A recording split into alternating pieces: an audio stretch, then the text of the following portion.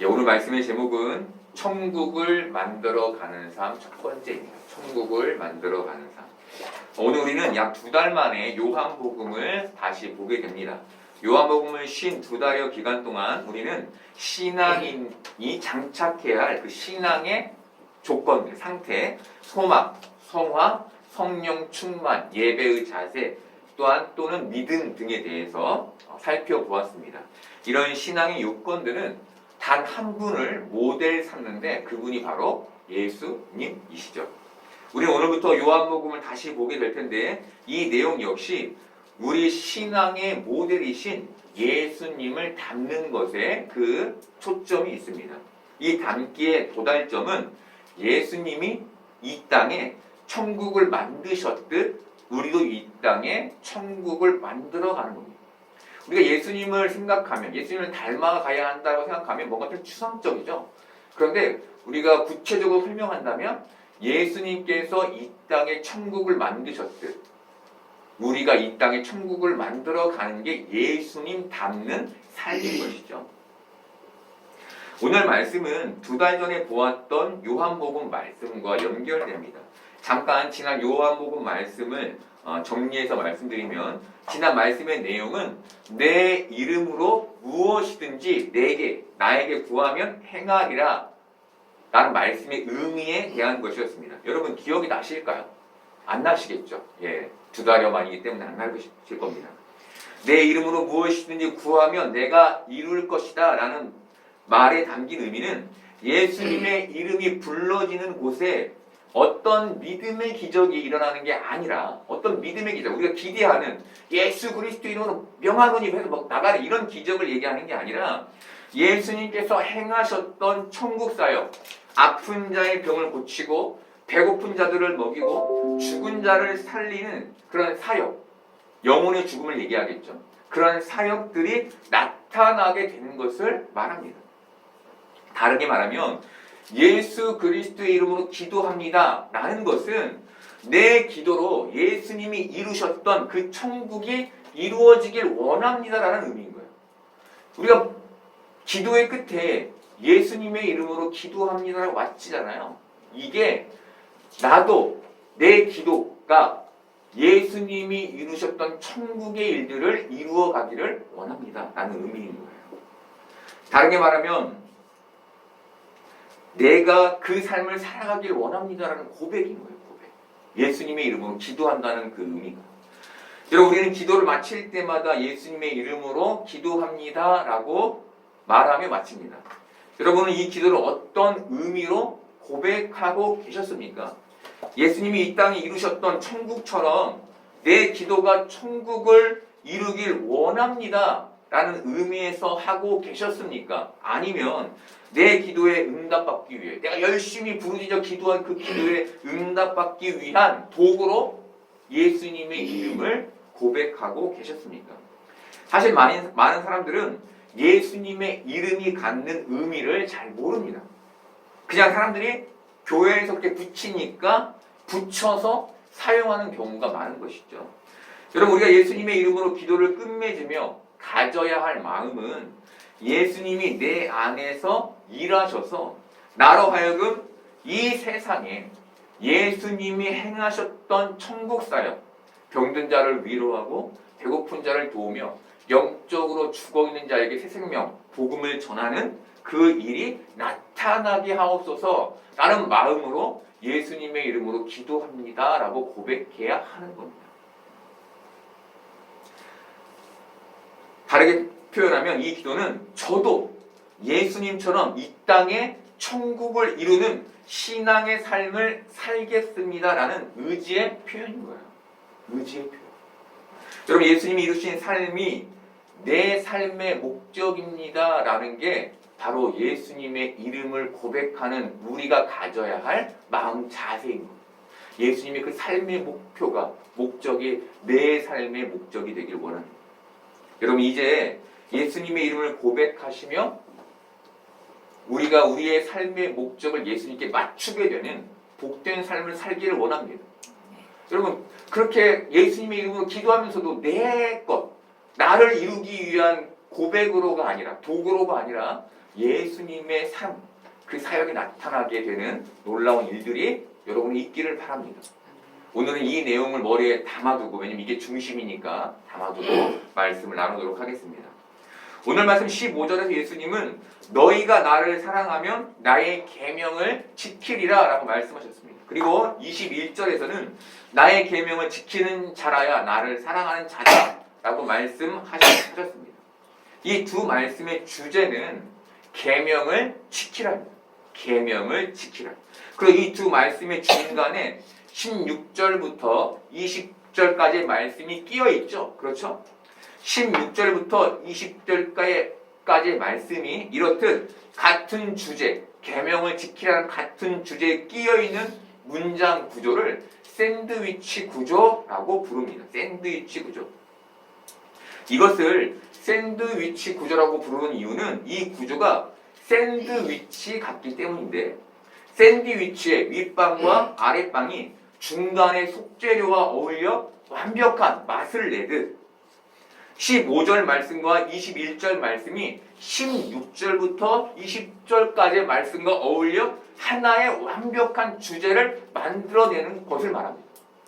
즉 15절과 21절에 계명을 지키라는 말씀을 행할 수 있도록 16절부터 20절까지가 보충하며 설명하며 도움을 주는 거예요. 아, 내가 왜 이렇게 살아야 되지? 아, 이렇게 살기 위해서 이분이 우리에게 필요했구나 라는 것들을 우리에게 알려주는, 강화시켜주는 그런 역할을 하는 것이죠. 그러니까 우리는 16절부터 20절까지를 통해 15, 21절의 말씀을 지켜내게 되는 거예요. 아, 그래서 내가 따라가야 하는구나 라고 알게 되는 겁니다. 우리는 오늘 16, 17절의 말씀을 보고 이어서 다음 주에 17절부터 20절까지의 말씀으로 결론을 맺도록 하겠습니다. 예수님이 16절에서 보혜사 성령님을 우리에게 말씀해 주십니다. 보혜사 성령님. 여러분, 사람들마다 신앙의 색깔이 조금씩 다르죠? 그런데 신앙이 한쪽으로 편향되어서는 안 됩니다. 조금씩 다를 수 있지만 편향돼서는 안 되는 거예요. 편향되면 신앙이 왜곡됩니다. 왜곡돼요. 잘못되게 된다는 것이죠.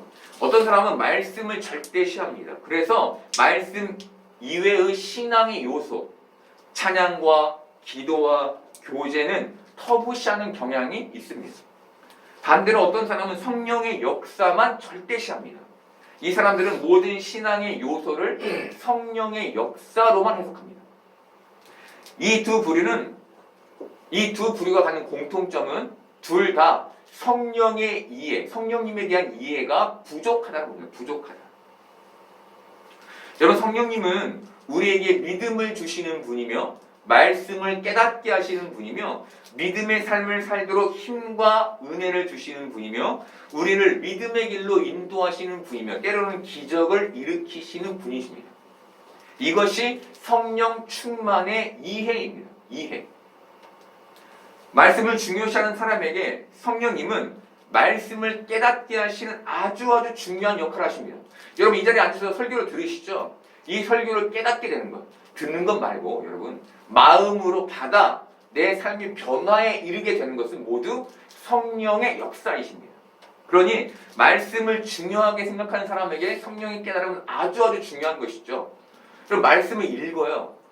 읽는데 변화되는 사람이 있는가 하면 변화되지 않는 사람이 있습니다. 어떤 차이입니까?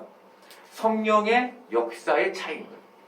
여러분, 성령님께서 우리에게 강하게 역사하시면 우리가 그 말씀을 받아 삶을 바꿔가게 되는 겁니다. 그런데 성령님은 말씀에만 역사하시는 분이 아니시죠. 하나님은 찬양과 기도와 교제와 우리의 전 삶에 함께 하시며 인도하시는 분이십니다. 그래서 성령님은 그 외의 것에서도 하나님의 뜻을 알게 하시고 보게 하시며 깨닫게 하세요. 우리가 삶을 살며 사건들을 만나죠. 어려움도 만나고 기쁨도 만나는데 그 모든 것에서 성령님은 우리에게 하나님의 뜻을 보고 알게 하시는 역할을 하시는 거예요. 여러분, 이렇게 믿음을 성장시켜 나가시는 분, 우리의 삶에 역사하셔서 이분이 바로 올바른 성령님에 대한 이해인 거예요. 그런데 이와 반대로 지나치게 성령님을 절대시하는 사람들이 있습니다. 이런 사람들의 특징은 성령님께서 이렇게 말씀하셨다라는 말들을 아주 자주 사용합니다. 성령님이 이렇게 하래. 이런 얘기를 자주 한다는 것이죠. 여러분, 성령님의 인도와 깨닫게 하심에 민감하게 반응하는 건 아주 좋은 신앙의 모습입니다. 아, 그래, 하나님이 이걸 원하시는구나 라고 나를 바꿔가는 건 아주 좋은 신앙의 모습이에요. 하지만 그것을 많은 사람들 앞에서 일반화시키거나 공론화시키는 것은 조심해야 할 부분인 거예요. 성령님이 이렇게 하래. 성령님이 이렇게 말씀하셨어. 그러니까 일반화시키는 거죠. 그렇게 해서는 안 된다는 거예요. 제가 오래전에 예언하는 전도자 하나를 소개한 적이 있습니다. 이 사람은 수많은 사람들 앞에서 모든 말에 하나님께서 지금 이렇게 말씀하십니다 라고 외치며 자신의 말을 시작합니다. 그리고 많은 사람들이 이 말에 아멘이라고 외쳐요. 왜냐면 그 사람이 그 예언을 하면 그 앞에는 수많은 사람들이 있어요. 아멘을 외칩니다. 저는 이 아멘이 콘서트에서 가수를 향해 외치는 열광처럼 보였어요. 여러분, 이런 말에 아멘 해서는 안 됩니다. 이런 말에 열광해서는 안 됩니다. 이런 말을 신뢰해서는 안 됩니다. 왜냐하면 이 사람의 말이 진짜 하나님이 하신 말씀인지 검증되지 않았기 때문에. 다르게 말해 진짜 성령의 역사인지 아니면 악령의 역사인지가 분별되지 않는다는 거예요. 그냥 그 앞에 하나님만 붙이면 다 성령의 말처럼 우리가 여기는 경향이 있어요. 여러분, 그거 안 돼요. 분별하셔야 돼요. 여러분, 예수님은 골방에 들어가 기도하라고 말씀하셨습니다. 골방에 들어가 기도하라. 이 말에는 사람에게 보이기 위해 외식적이고 위선적으로 기도하지 말라는 의미가 담겨 있습니다. 그리고 또 하나는 하나님과 단둘이 은밀하고 친밀한 시간을 가져라라는 의미도 들어있습니다. 여러분, 하나님과의 은밀하고 친밀한 시간은 성령님과의 시간을 의미해요. 성령님과의 시간. 여러분, 우리가 경험하는 성령님과의 교제는 나와 성령님과의 은밀하고 친밀한 단 둘만의 비밀 교제인 거예요. 이것을 마치 하나님께서 공언하신 말씀처럼 사람들에게 말해서는 안 되는 것이죠. 물론 예외도 있습니다, 여러분. 예외가 있어요. 성령님께서 모두에게 말하도록 말씀하실 수 있습니다. 하지만 이런 일은 극히 드물어요. 극히. 거의 일어나지 않아요. 여러분, 치유사역을 하는 사람 중 유명한 사람이 있습니다. 사람을 고쳐내요, 기도로. 저는 이 사람의 사역에 참석한 적이 있습니다. 이 사람은 그 시간에 모두를 일으켜 세운 후 기도하기 시작했습니다. 그리고 하나님께서 누가 나았다라고 말씀하십니다. 하나님께서 저기 왼쪽 오른쪽에 있는 저기 누구가 지금 고통당하는데 내가 거기 자유를 주겠다고 말씀하십니다 라는 말들을 서슴지 않게 하기 시작합니다. 여러분, 중요한 건 이 사역이 매주 이랬대요. 매주. 여러분, 제가 이 사역에 참석한 지가 벌써 한 20년 가까이 됩니다. 10수년이 돼요. 그때부터, 그 전부터 있었으니까 지금까지도 매주 그런 기적적인 일들이 일어난다라고 생각해 보십시오. 그럼 가능합니까? 여러분, 바울도 성령의 놀라운 역사를 경험했고 이루었고 성령의 음성을 들었으며 치유 사역을 행했습니다. 그런데 성경은 이런 일이 바울에게 매일같이 일어났다라고 말하지 않습니다. 우리가 성경을 읽으며 바울에게 이런 기적적인 일이 자주 일어난 것처럼 느끼는 이유는 성경이 바울의 그 긴 사역을 압축해 놓았기 때문인 거예요. 바울에게도 성령님의 역사는 간헐적으로 일어난 것이었습니다. 예수님은 보혜사 성령님에 대한 요한복음 14장 26절에서 이렇게 말씀해 주십니다. 보혜사 곧 아버지께서 내 이름으로 보내실 성령, 그가 너희에게 모든 것을 가르치고 내가 너희에게 말한 모든 것을 생각나게 하리라. 예수님은 성령님의 역할을 모든 것을 가르치고 내가 너희에게 말한 모든 것을 생각나게 하는 분이라고 정의하십니다. 성령은 기적을 일으킬 거야, 이렇게 말씀하시지 않는다는 것이죠. 여러분 우리는 예수님께서 말씀하신 이 말씀을 반드시 마음에 받아 기억해야 합니다.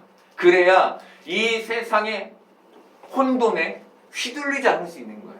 이 세상이 말하는 그 영적인 혼란에 휩싸이지 않을 수 있는 겁니다. 그래야 성령님의 역사에 대해 우리 생각과 우리 바램대로 정의하지 않을 수 있는 거예요. 왜? 예수님의 정의가 있으니까.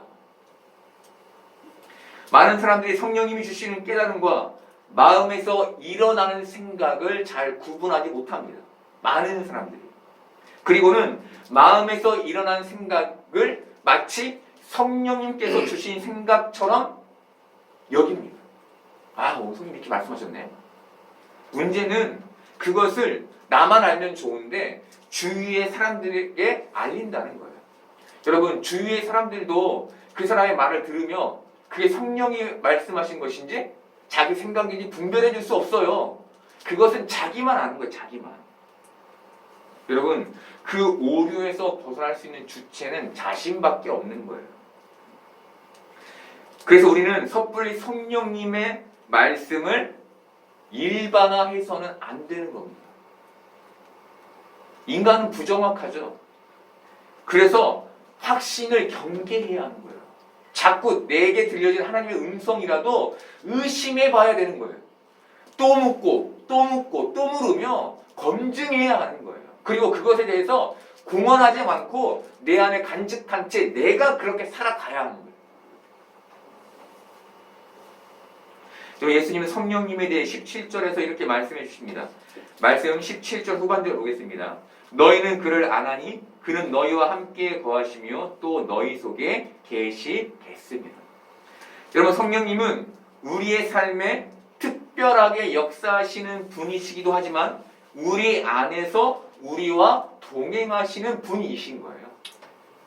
이것이 우리가 가져야 할 성령님에 대한 보편적인 이해인 겁니다. 아, 내 성령님은 나의 기적을 일으키시지가 아니라 그분은 나와 항상 함께 하시는 분이지. 이게 우리의 이해여야 하는 거예요.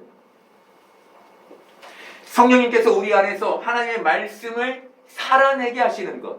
이것이 우리가 소망해야 할 성령의 역사이며 성령의 충만한 겁니다. 여러분, 보십시오. 여러분, 성령님을 통해 어떤 걸 기대하십니까? 우리가 기대해야 할 것은 그분이 나에게 말씀하심으로 내가 말씀의 길을 걸어가게 되는 것.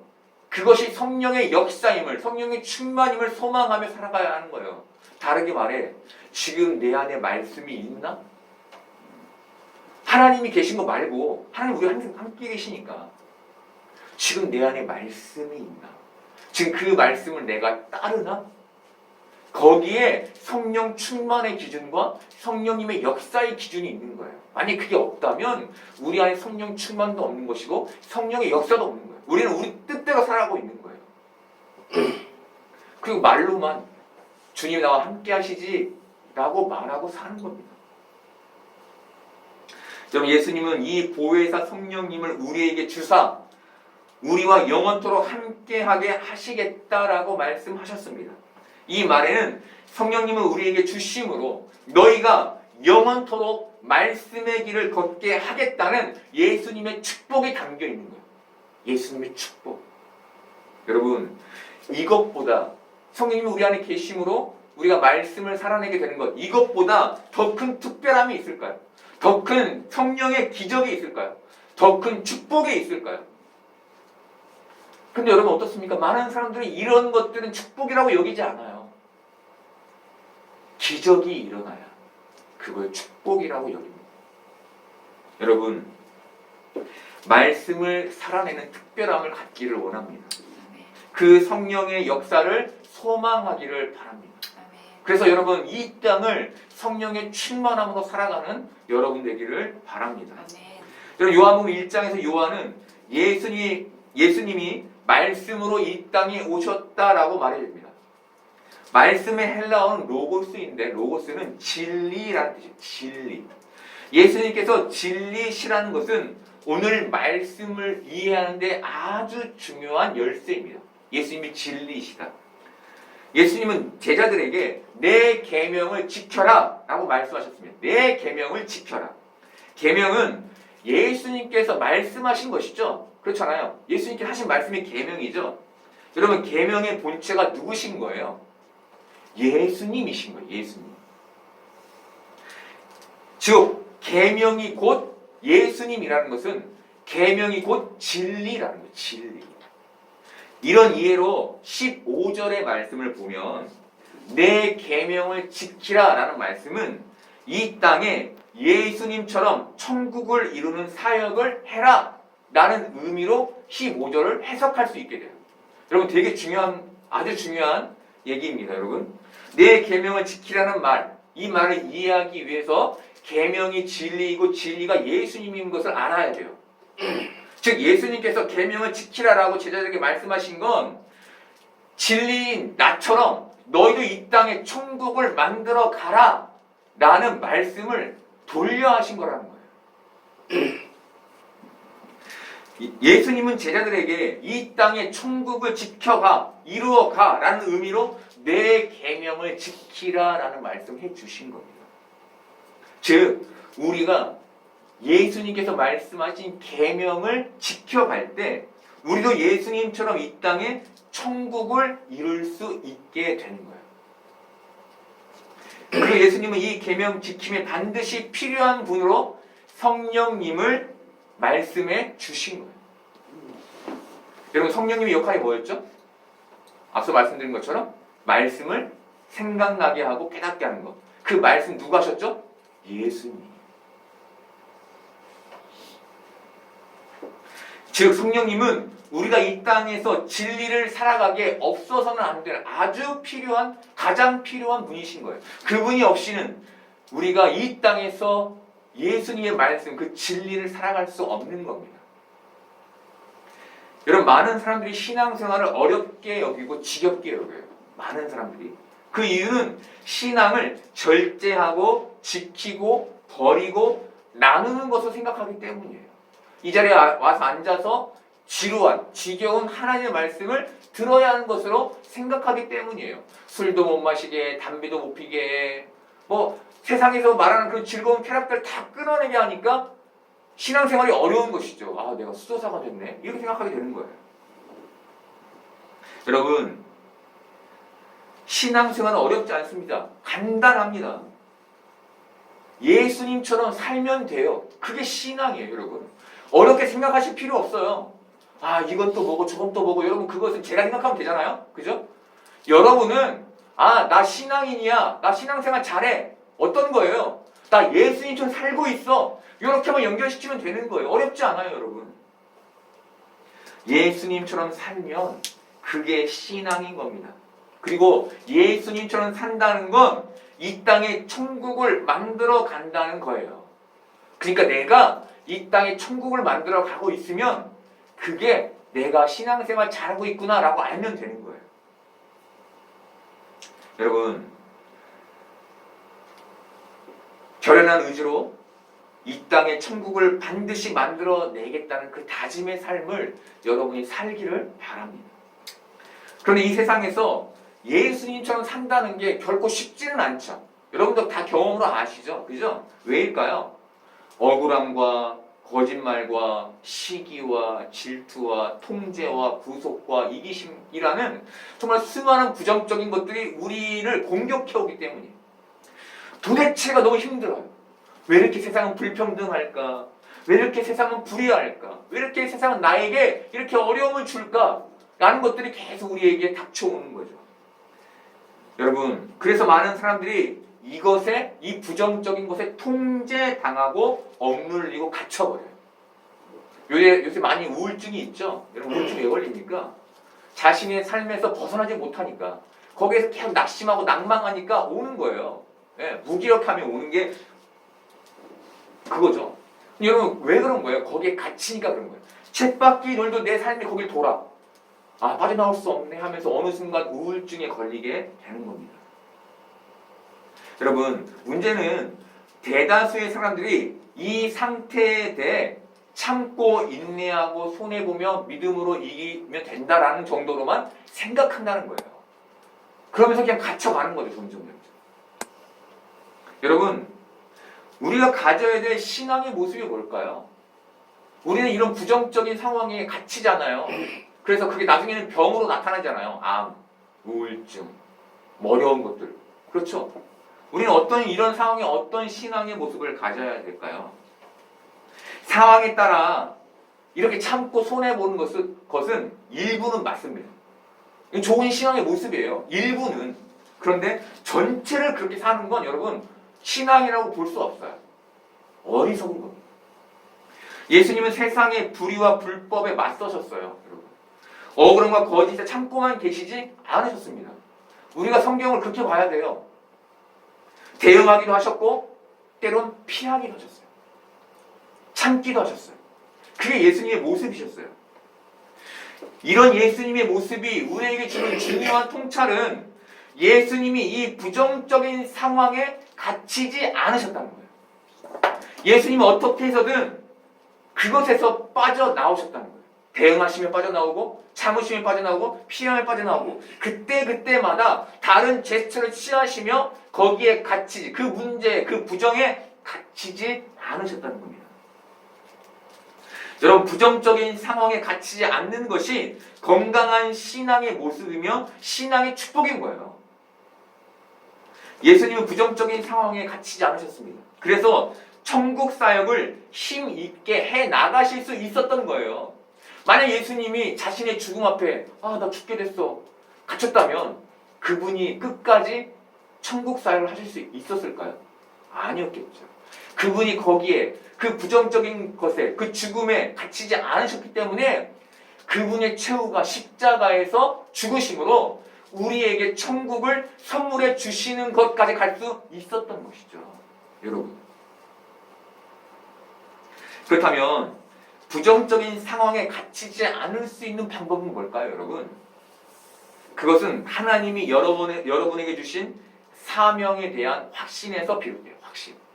여러분 많은 사람들이 믿음을 가졌다고 하면서 그냥 살아요. 왜 그냥 살까요? 사명감을 잃어버렸기 때문이에요. 내가 이 땅에서 무엇을 이루어야 하지를 잃어버린 거예요. 그냥 신앙생활만 잘하면 나 천국 가니까 여기까지만 생각하고 사는 거예요. 근데 여러분 하나님이 우리를 이 땅에 보내실 때 그것으로 보내신 게 아니에요.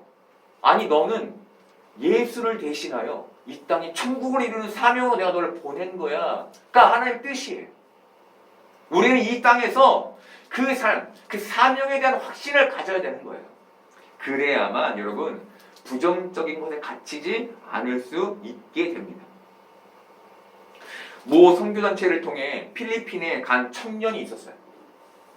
이 청년은 두 가지 목적으로 필리핀에 갔는데 첫 번째는 선교의 목적이었고 두 번째는 어학연수의 목적이었어요. 그런데 몇 년 후에 이 청년에 대한 믿기 어려운 소식을 듣게 됐습니다. 그것은 이 청년이 자신에게 후원된 선교 지원금을 사창가를 드나드는데 사용했다는 거죠. 그것도 몇 년간. 여러분 무엇이 그 청년을 그곳에 빠지게 한 걸까요? 전부 다는 몰라요. 왜냐하면 그 청년의 상태는 모르니까. 외로움, 공허함, 막막함, 쾌락, 성욕 등 많은 이유들이 그 청년에게 있었을 거예요. 그 부정적인 상황과 환경들이 그 앞에 있었을 거예요. 여러분 왜 그 청년은 사창가에 가게 됐을까요? 외로움, 공허함, 막막함, 쾌락이라는 그 부정적인 것에서 탈출하지 못했기 때문이죠. 무엇입니까 여러분? 내가 이곳에 보내진 목적, 다시 한번 내가 지금 이 필리핀에 오게 된 목적을 잃어버렸기 때문이었던 겁니다. 잃어버리기 때문에. 여러분 왜 많은 그리스도인들이 죄를 범할까요? 불법 서슴지 않아요? 불이 서슴지 않아요? 왜 그럴까요? 지금 이 땅에 내가 온 이유를 모르는 거예요. 나는 단지 이 땅에서 예수를 믿어 잘 먹고 잘 사는 것만 하면 돼. 그러니까 그들의 삶의 목적이 있기 때문이에요. 잘못된 목적을 가지고 이 땅을 살아가니 하나님의 우리에게 허락하신 그 뜻대로 살지 못하는 것이죠. 여러분 부정적인 것에 갇히면 우리의 사명이 불분명해져요. 반대로 삶의 목적이 불분명하면 부정적인 것에 갇히게 돼요. 우리가 사명만 구체시키면, 하나님께서 우리를 이 땅에 보내신 그 목적만 구체시키면 다른 죄악의 것에서 우리가 부정적인 것에 갇히지 않게 된다는 거예요. 여러분, 예수님은 그 부정적인 상황에서도 사명을 잃지 않으셨습니다. 그래서 앞서 말씀드린 것처럼 최종적으로 십자가에 달려 죽으시며 우리에게 천국을 선물하실 수 있었던 겁니다. 여러분, 예수님은 그 사명으로 사셨어요. 그 사명이 예수님의 걸음을 인도했어요. 사명이 예수님을 삼켰어요. 그래서 예수님은 그 부정적인 상황 속에서도 하나님께서 원하시는 그 뜻을 이루며 이 땅을 사실 수 있었던 겁니다. 여러분, 예수님은 태어나서 죽기까지 이 땅의 천국을, 우리에게 천국을 선물하시기 위해 사셨습니다. 오늘 우리는 예수님을 닮아가야 하는 상황에 놓여 있습니다. 지금 우리가 이 땅에서 해야 할 일은 무엇일까요? 예수님 우리가 분명히 말씀해 주시죠. 계명을 지키라. 천국을 만들라. 나를 따라 천국을 이루는 삶을 살아라. 사명에 충성해라 라고 말씀해 주시는 겁니다. 여러분, 예수님은 너희가 나를 사랑하면 나의 계명을 지킬 것이다 라고 말씀하셨습니다. 이 말씀은 너희가 나를 사랑하면 나처럼 천국을 이 세상에 만들어가게 될 것이다 라는 의미였습니다. 그리고 예수님은 하나님께 구함으로 또 다른 보혜사를 너희에게 주사 영원토록 너희와 함께 있게 하겠다라고 말씀해 주셨습니다. 이 말씀은 너희가 영원토록 천국을 이 땅에 만들어갈 수 있도록 내가 너를 돕는 보혜사를 주겠다라는 의미였습니다. 이 말씀에서 예수님은 보혜사를 또 다른 보혜사라고 부르세요. 또 다른 보혜사. 이 말은 예수님도 보혜사이셨고 성령님도 보혜사이셨다라는 말이에요. 예수님도 우리를 천국으로 이끄는 분이시며 성령님도 우리를 천국으로 이끄시는 분이시라는 거죠. 예수님은 우리가 이 땅에 천국을 만들어갈 수 있도록 그 본을 보이신 모델이셨고 성령님은 우리가 이 땅에 천국을 만들어갈 수 있도록 우리를 가이드라인 하시는 분이신 거예요. 오늘 말씀이 바로 그 얘기를 우리에게 해주는 거예요. 여러분, 우리가 우리 신앙의 모델이신 예수님과 우리 신앙의 가이드라인을 잡아주시는 성령님을 통해 이 땅의 천국을 만들어가게 되기를 바랍니다. 그래서 여러분의 삶을 통해 하나님께서 영광 받으시게 되기를 바라고 여러분이 하나님의 영광이 되는 복된 삶을 살게 되기를 소망합니다.